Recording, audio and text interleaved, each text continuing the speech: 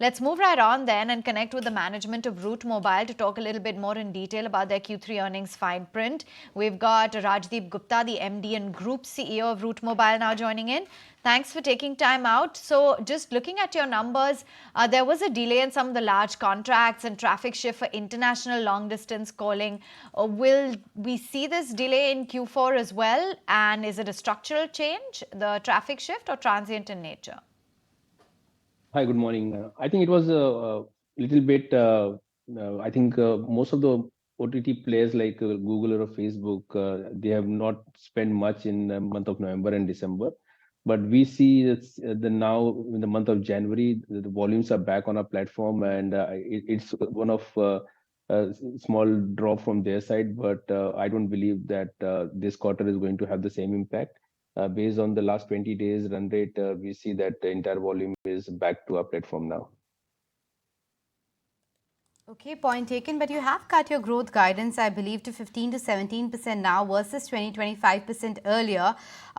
What's the sense as far as FY25 is concerned? Will it be a similar growth rate that you'll follow, or do you see things materially pick up as we head into FY25? So if you see, there are a large contract like Vodafone Idea contract is going live from 1st of April, and we have closed one of the large e-commerce company contract last quarter. The India traffic has already started on our platform, but we were expecting them to start 9 other countries, which got delayed, which hopefully will start from the month of January. But if you take the synergies of Proximus between Telesign and Route Mobile in next financial year, probably we believe that the next financial year is much stronger for Route Mobile. And if this contract of the large e-commerce goes live by this particular month, we believe that this particular quarter is also going to be stronger as compared to the last quarter. Point taken. As far as the operating performance is concerned, that too was on a weaker side, if I have it right, and that has been following a downward trajectory. This quarter, the margins were around 12.2%. What's the reason for that, and is this pressure also likely to abate as things start looking up as far as revenue is concerned, or are you making some additional investments which is leading to this margin depletion? So the margin depletion has happened because of one of our subsidiary, Mr. Messaging. They just tried to chase the growth, and they didn't focus much on the margin. If you just exclude Mr. Messaging margin, I think overall as a Route Mobile, we grew by almost 13% in terms of a margin. But I believe now we have a clear instruction to Mr. Messaging also, and their complete focus is going to maintain the margin and revenue both. So I think that is one of things which we have seen last quarter, which we will definitely going to fix for this quarter. Let's also talk a little bit about the fact that the company has already received the approval now from the US authority and awaiting approval from the Middle East authorities for the Telesign merger. What is the update on that front, and what kind of revenue potential, what kind of synergies can we see from the same? The current update we have from, I think the one major approval is pending from Middle East, which we believe that going to come very soon. And post that, I think the revenue potential, the revenue synergies between Telesign and Route Mobile, we believe that it should be upwards of $100 million. That is something which we are right now taking in consideration. It can be more also, but on a conservative side, I believe it is about $100 million synergies. Talk about Proximus and that acquisition of 57.6% for the company for this 5,900 crore rupee cash that you had. What is the suggested timeline and the completion for this deal? And post that, what really is the vision for the company? So if you see, I think we are looking out to close this entire transaction by end of March, based on some of the last leg of approval which is pending.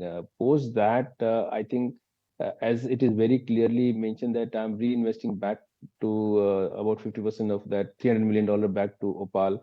I'm going to run the entire company. In fact, the entire CPaaS business of Telesign and Route Mobile is going to be under me. So I'm going to be run as a CEO and MD of the company, and we are very clear that the creating synergy between the developed country-based company called as Telesign and then Route Mobile. So we are now having a strength in developed market as well as emerging markets. As a combined two entity, we are looking forward to create that larger story and bigger, strong story for the both the markets. The kind of product which we have built for India market can be directly sold to the developed market, and some of the product which they have can be really we get opportunity to sell in our market like India and Africa. So I think it's a synergy between both the companies are brilliant, and the synergies are already worked out. We are just waiting for this closure to happen, and hopefully this deal will close by end of March. Looking like they're close to bottoming out? Sorry. No, I just wanted to understand when it comes to your messaging segment and the performance, which was earlier impacted because of geopolitical issues in Europe and the industry consolidation as well. Are things looking to bottom out now?